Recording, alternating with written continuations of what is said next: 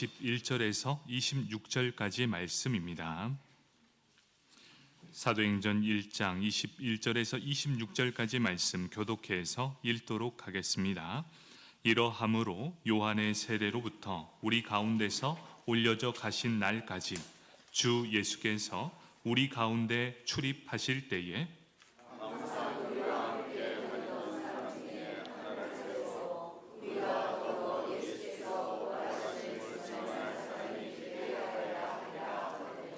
그들이 두 사람을 내세우니 하나는 바사바라고도 하고 별명은 유수도라고 하는 요셉이요 하나는 matti아라.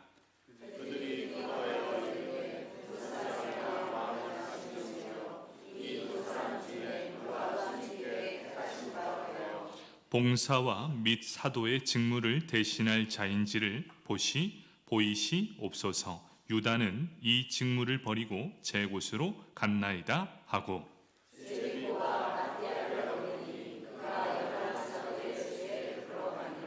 아멘. 성가대에 찬양이 있겠습니다.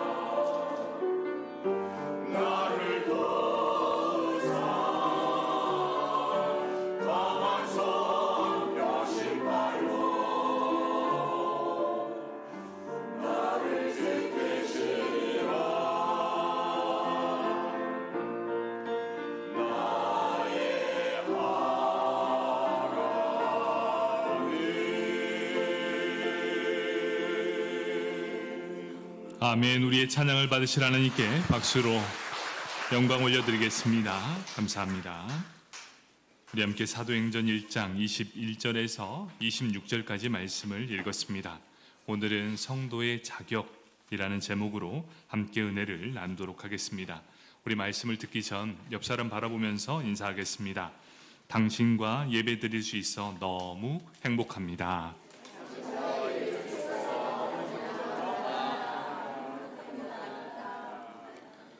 다른 사람 다 하는데 우리 아들만 안 하네요. 네, 축복합니다, 우리 아들. 자. 우리가 이렇게 함께 예배 드릴 수 있다는 건 참으로 축복인 것 같습니다. 여러분들 함께 예배 드림이 기쁨이 되길 축복합니다. 우리가 한 해 동안 52주, 이 52주 모든 예배를 흔들리지 않고 완주하길 축복합니다. 무엇보다 이 1년의 완주가 아니라 우리 마지막 이 믿음의 경주인 우리의 신앙적 여정도 흔들림 없이 마지막까지 완주하시길 축복합니다. 아멘. 오늘은 예수님께서 승천하시기 전 명령을 내리기 시작합니다. 예루살렘을 떠나지 말고 내게서 들은 바 아버지께서 약속한 것을 기다리라. 제자들은 예수님께서 하신 이 명령을 따라서 하나님께서 약속하신 성령이 임할 때까지 기다리게 됩니다. 성령이 임하기까지 열흘 동안 제자들은 첫 번째로 예수님의 말씀대로 예루살렘으로 돌아오게 됩니다. 두 번째로 그들은 흔들리지 않았습니다. 그곳을 떠나지도 않았습니다. 마음을 같이하여 합심으로 기도하게 됩니다. 그 결과 어떻게 되었습니까? 그곳에 모인 120명 모두 약속하신 성령을 선물로 받게 되었습니다. 성령을 받은 그들, 바로 어떠한 모습이었습니까? 예루살렘으로 돌아온 증인들을 우리 살펴보았습니다. 다락방에 모인 120명의 사람들, 먼저 11사도는 어떻습니까? 그들은 완벽한 성품이나 능력을 가진 사람이 아니었습니다. 두 번째로 여자들과 예수님, 그리고 예수님의 어머니 마리아, 예수님의 아우들은 어떤 모습이었습니까? 당시 유대 사회에서 여인들은 사람 취급을 받지 못했습니다. 고아와 과부는 최하층민, 별 볼 일 없는 여인으로 여겨졌습니다. 그런 그들이 그곳에 함께 있었습니다. 그리고 예수님의 아우들은 어떻습니까? 자신들의 혈육인 이 예수님을 미친 사람이다 라고 칭했고 믿지 않았던 가족이었습니다. 그곳에 모인 모든 사람들, 누가 봐도 연약했고 누가 봐도 어리석었던 사람들이었습니다. 그럼에도 그들은 그곳에서 더불어 마음을 같이하고 오로지 기도에 힘을 쓰게 됩니다. 그리고 그곳에서 하나님께서 약속하신 성령을 받게 됩니다. 그리고 놀라운 하나님의 역사를 써내려가는 주인공들이 다 되었다는 것입니다. 그러면 이들이 그렇게 할 수 있었던 이유가 무엇입니까? 그 이유는 분명합니다. 예수님의 열심 때문이었습니다. 예수님은 그들을 증인으로 선택하셨습니다. 그리고 예수님은 그들을 훈련시키셨습니다. 그리고 한 사람 한 사람에게 직접 찾아가셔서 부활의 능력의 확신을 심어 주었습니다. 바로 예수님의 열심 때문에 그들은 마음을 같이하고 오로지 기도에 힘을 쓰며 성령을 선물로 받게 되었습니다. 사랑하는 성도 여러분, 지금 이곳에서 예배드리는 모든 성도님들도 다 마찬가지입니다. 우리가 우리의 능력으로 이 자리에 서 있는 것이 아니라 바로 하나님의 열심이 우리를 살려내셨다는 사실입니다. 여러분, 그 사랑이 우리를 살려냈습니다.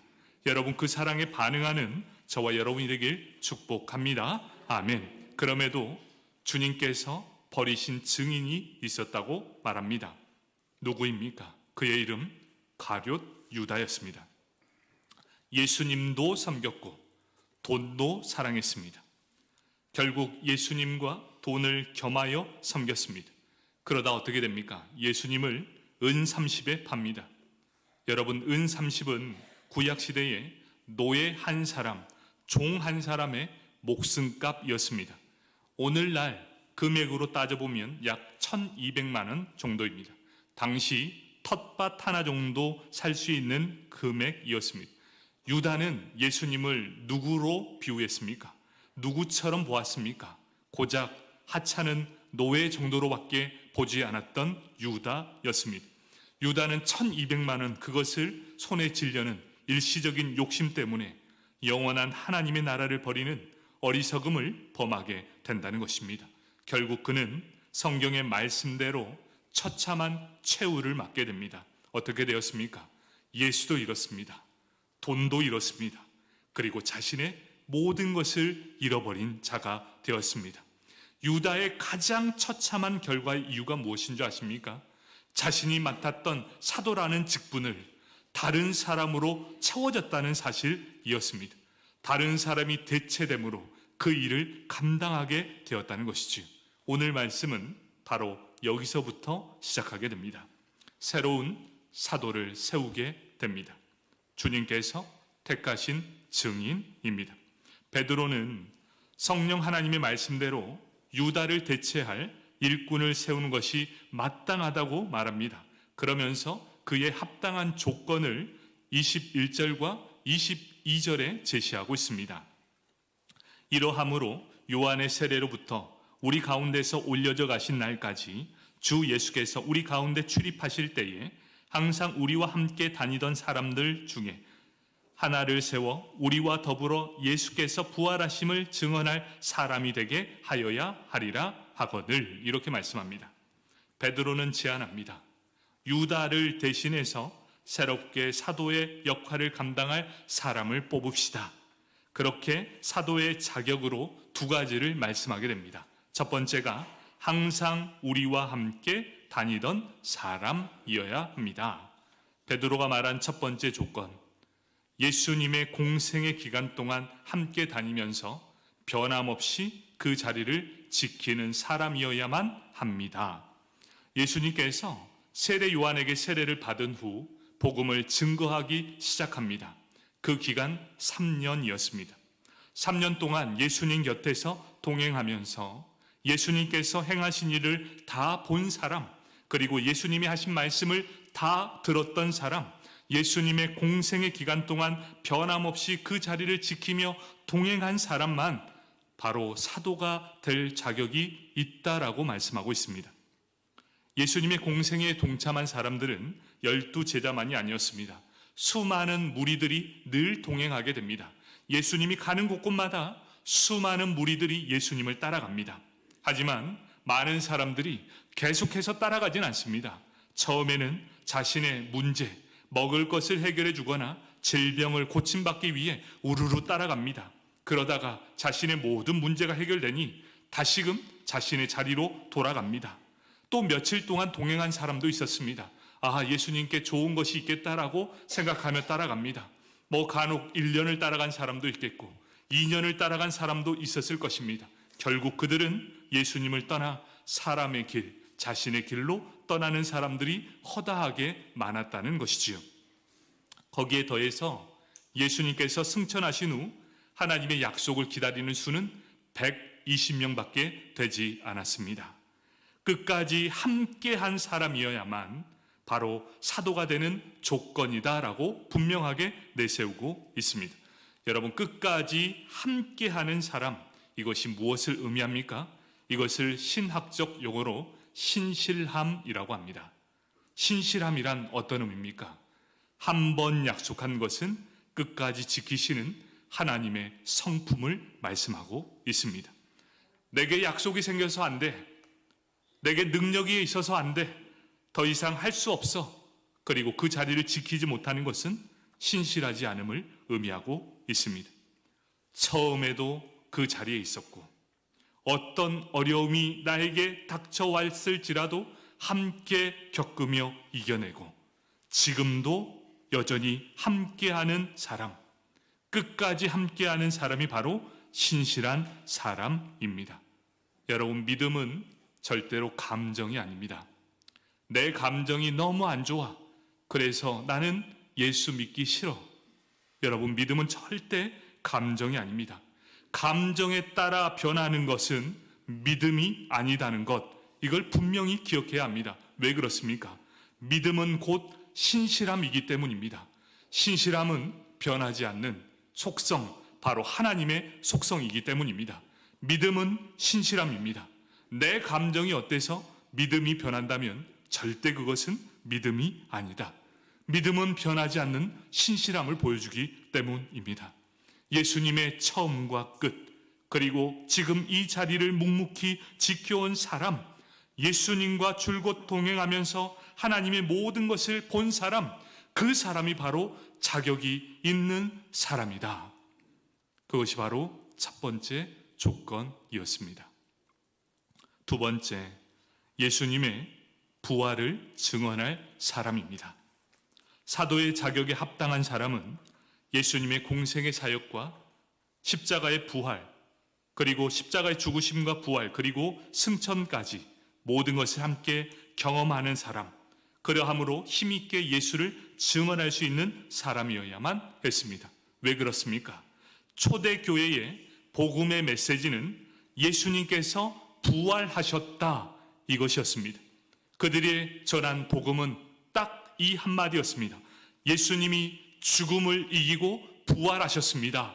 바로 이것이 복음의 메시지였기 때문입니다. 확신하지 못하면 담대하게 전할 수 없습니다.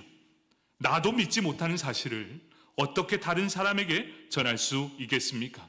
사도는 예수님이 부활하셨다라는 이 사실을 확신하는 자들이어야만 합니다. 남에게 주워 들은 이야기 안 됩니다. 다른 사람이 예수를 만난 그 얘기를 들었던 사람도 간접적인 이야기를 들어서는 절대로 안 됩니다. 내가 직접 만나야 바로 하나님을 제대로 전할 수 있게 된다는 것입니다. 사랑하는 성도 여러분, 우리가 지금 예수를 믿는 사람이옵니다. 그렇다면 우리도 마찬가지여야 합니다. 살아계신 하나님의 아들, 그 예수를 만나야만 그 예수를 담대히 전할 수 있게 된다는 것입니다. 내가 내 삶에서 예수님을 만나지 않았는데 어떻게 내가 복음을 증거할 수 있겠습니까? 그러면 답이 나왔습니다. 내가 복음을 전하지 않고 전도하지 않는 이유는 딱 한 가지입니다. 내가 그 살아계신 예수님을 뜨겁게 만나지 못했기 때문이다. 그렇기에 사도의 필수적인 조건은 어쩌면 당연한 일이었습니다. 예수님의 부활을 경험한 자, 예수님의 승천을 본 사람, 천사들을 통해 재림할 것을 들은 사람만이 사도의 자격이 있다라는 것입니다. 왜 그렇습니까? 예수님의 부활을 증언한다는 것은 더 이상 죽음을 두려워할 필요가 없다는 사실을 증언하는 것이요, 예수님께서 그를 믿는 모든 자들에게 영원한 생명을 주셨다는 것을 증언하는 말씀이기 때문입니다. 사랑하는 성도 여러분, 이곳에서 예배드리는 모든 성도님들이 바로 살아계신 예수 그리스도를 인격적으로 만나길 축복합니다. 내가 경험해야 그 살아계신 하나님을 증거할 수 있기 때문입니다. 우리 이곳에 만난 모든 성도님들 예수님 만나길 축복합니다. 아멘. 그러함으로 우리는 예수님을 만났습니다. 그리고 이미 구원을 얻은 자답게 소망에 관한 이유를 묻는 자들에게 담대히 예수의 부활과 우리의 구원을 전하는 저와 여러분이 되길 축복합니다. 아멘. 이 요건에 합당한 두 사람이 있었습니다. 23절 말씀입니다. 그들이 두 사람을 내세우니 하나는 바나바라고도 하고 별명은 유스도라고 하고 하는 요셉이요 하나는 마띠아라. 사도 후보로 요셉과 마띠아가 선정됩니다. 이 두 사람 중 120명이나 되는 사람이 다락방에 모여 있었습니다. 그런데 추리고 추려보니까 이 두 가지 요건에 합당한 사람이 2명밖에 나오지 않았다는 것이지요. 많은 사람들이 중간에 떨어졌고 지금 기다리고 있지만 오직 요셉과 마띠아 이 두 사람만 선정되었다는 것이지요. 바로 120명 중 사도의 조건에 충족한 사람 이 2명이 있게 되었습니다. 요셉이 먼저 소개됩니다. 참으로 장황하게 설명된 이유가 무엇입니까? 조금 더 유력한 후보였다는 의미입니다. 성경은 기록된 순서가 있습니다. 가장 중요한 것을 먼저 설명하게 됩니다. 그래서 여기에서 요셉이 먼저 소개된 것을 볼 때 아무래도 조금 더 유력한 후보였을 거라 추정하고 있습니다. 그럼에도 불구하고 사도를 뽑기 위해 자리에 모인 이 120명의 무리는 먼저 한 마음이 되어 기도합니다. 그리고 그 뒤에 제비를 뽑아 결정하게 됩니다. 24절과 25절 말씀입니다. 그들이 기도하여 이르되 뭇 사람의 마음을 아시는 주여, 이 두 사람 중에 누가 주님께 택하신 바 되어 봉사와 및 사도의 직무를 대신할 자인지를 보여 주시옵소서. 유다는 이 직무를 버리고 제 곳으로 갔나이다 하고 이 투표를 하게 되는 이유가 있었습니다. 유다는 자신의 직무를 버리고 제 곳으로 갔습니다. 유다를 대신할 직무를 수행하기 위해서 이 투표를 하게 됩니다. 그러면서 기도합니다. 내용을 보면 이렇습니다. 두 사람 중 주님이 택하신 자가 누구인지 보여주십시오. 왜 그랬을까요? 사람의 생각이 아니라 하나님께서 추첨하기 전, 제비를 뽑기 전 하나님 앞에 기도하는 것은 하나님의 주권을 인정하는 것이고 그 과정을 통해 하나님이 원하는 사람이 선출되게 해달라는 바로 믿음의 간절함의 표현이었습니다. 하나님께 모든 주권이 있음을 인정하고 맡기는 기도의 동시, 그리고 자신들이 할 수 있는 최선을 다해 준비하게 됩니다. 하나님의 역사를 기다리고 그 결과가 나왔을 때 하나님의 뜻이라 따르는 것, 거기까지가 바로 성숙한 성도의 삶이었습니다. 사도행전 1장 26절, 제비 뽑아 마띠아를 얻으니 그가 11사도의 수에 들어가니라. 속으로는 많은 사람들이 요셉이 되었으면 바라는 사람도 있었을 것입니다. 또 어떤 사람은 마띠아가 되었으면 좋겠습니다 라는 사람도 분명히 있을 것입니다. 왜 없겠습니까? 그런데 이 내용을 딱 보십시오. 일단 되고 나면 나는 요셉합니다, 나는 마띠아합니다, 이런 말이 하나도 없습니다. 그대로 순종하며 나아가는 것, 이것이 바로 성숙한 믿음의 자세라는 것입니다. 우리는 직분자를 선출하기 전에 먼저 기도합니다. 여러분, 기도하는 이유가 뭡니까? 하나님의 주권에 맡기는 것 아니겠습니까? 그래서 우리는 그 뜻에 순종하며 나아가는 것, 그리고 주님의 뜻이라 따르는 것까지가 바로 전체의 과정이라는 것입니다. 바로 그것이었습니다. 이 얼마나 성숙한 믿음의 자세를 보여주고 있습니까? 사랑하는 성도 여러분, 사도를 세운 목적, 그것이 무엇인지를 분명하게 알아야 합니다. 그 세운 목적은 이것입니다. 봉사와 사도의 직무를 대신할 자로 세운 것이다. 여러분, 우리가 이 모든 직분을 세우는 것은 유다의 자리를 대체하기 위해서, 그리고 다른 11사도와 더불어 봉사를 하기 위한 자리입니다. 우리 교회에서도 3년에서 5년 사이에 직분자를 선출하게 됩니다. 선출하게 된 이유가 무엇입니까? 빈 자리를 채워 넣는 것이 아니라 믿음의 선진들이 걸어간 그 자리를 대체해서 그 자리에서 하나님의 영광을 드러내기 위함이고, 또 그 자리에서 봉사의 직무를 충실히 행하기 위해서 바로 그 직분이 허락되는 것입니다. 그렇기 때문에 우리에게 주어진 직분은 바로 이것입니다. 직분은 자신의 이름을 내세우는 자리가 절대로 아닙니다. 또 자랑의 자리가 되어서는 안 됩니다. 왜 그렇습니까? 우리의 구원은 절대로 직분으로 얻은 것이 아니기 때문입니다. 우리의 구원은 직분이 높으면 높을수록 구원을 얻는다는 언급이 단 한마디도 없게 되는 것이지요. 직분은 봉사와 섬김으로 예수님의 향기를 내는 자리입니다. 그렇게 우리는 늘 점검해야 합니다. 어떤 걸 점검해야 합니까? 직분자인 나는 나에게 주어진 자리에서 생명을 다해 내 직분을 잘 감당하고 있는가? 직분자인 나는 주의 나라와 주의 교회를 위해 최선을 다해 섬기고 있는가? 이것이 바로 우리가 점검해야 될 체크리스트입니다. 말씀을 정리하도록 하겠습니다. 베드로를 중심으로 그들은 유다를 대신할 사도, 봉사자로 합당한 사람을 신중하게 선택합니다.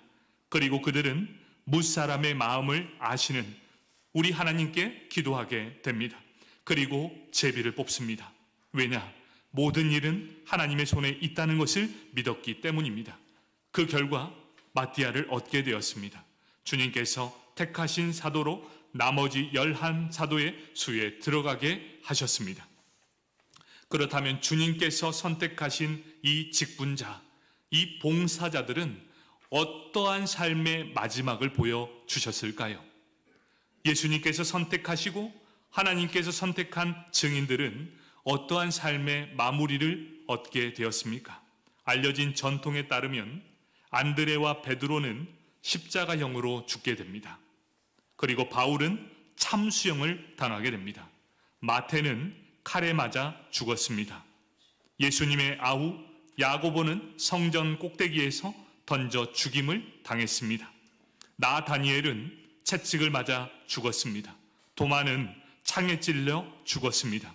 사도 요한은 끓는 물이 가득한 솥에 들어가는 고통 속에서도 기적적으로 살게 됩니다.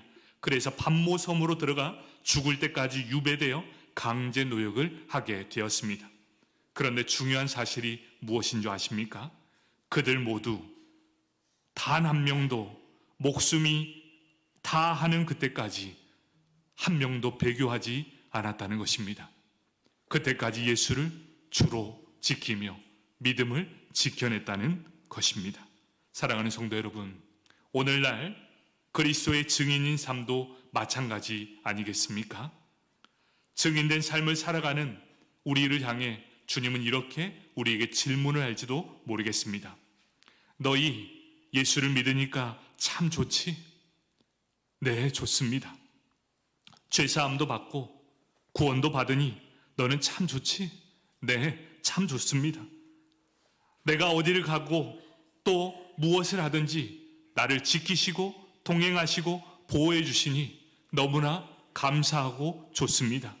또 예수를 믿고 나니 응답받지 못한 기도가 단 하나도 없으니 너무나 감사합니다. 우리 주님이 얼마나 좋은지 모릅니다. 하루하루가 너무나 기쁨이 넘쳐나고 감사가 넘쳐난지 모릅니다. 내 삶이 참으로 좋고 날마다 감사합니다. 그러면서 할렐루야 할렐루야를 부르며 외치는 우리의 모습을 볼 수 있습니다. 그럼 그때 우리 주님이 우리에게 이 한 가지를 말씀해 주실 것입니다. 내가 지금까지 예수 믿고 받은 축복을 남을 위해서, 교회를 위해서, 하나님 나라를 위해서 헌신하고 십자가를 지고 나를 따라올 수 있겠느냐? 주님이 이렇게 이 자리에서 말씀하신다면 여러분 중에 이 말을 받아들일 수 있는 사람이 얼마나 되겠습니까? 얼마나 많은 사람이 놀라서 도망가겠습니까?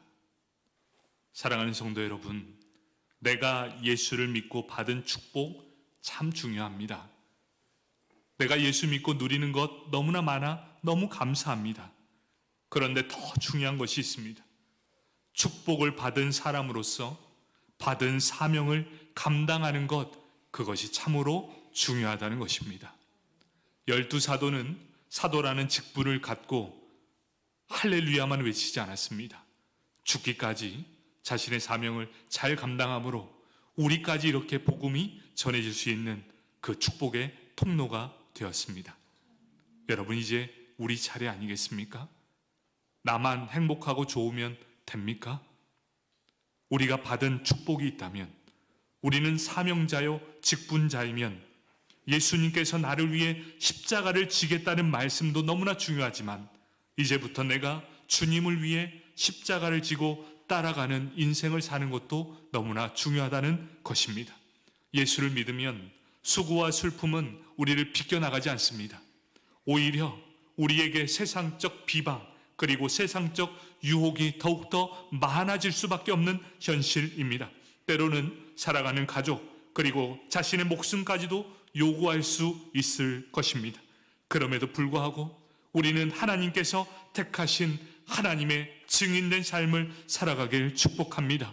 봉사자로서 끝까지 증인으로서의 삶을 살아내는 것, 그리고 이 사도들이 지켜냈던 것처럼 마지막까지 배교하지 않고 이 믿음을 지켜내겠습니다. 나는 누가 뭐라 해도 예수님께서 택하신 증인입니다 라는 사실을 인식하길 바랍니다. 그리고 이 믿음의 경주 끝까지 완주하시는 저와 여러분이 되길 축복합니다.